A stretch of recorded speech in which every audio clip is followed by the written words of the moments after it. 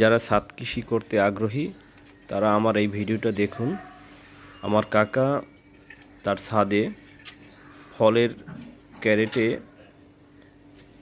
লাউ, করলা, তারপরে শসা, চাল কুমড়া, বেগুন সহ নানাবিধ সবজি ফলিয়েছেন।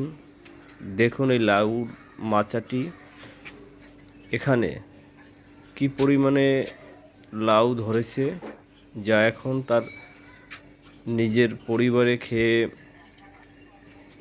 পারতেছে না, পাড়া প্রতিবেশীকে বিলিয়ে দিচ্ছেন। এর সাথী ফসল হিসাবে আছে শসা, করলা সহ আরও অনেক প্রকার চাল কুমড়া সহ অনেক সবজি। আপনারাও এভাবে আপনার ছাদে কৃষিকাজ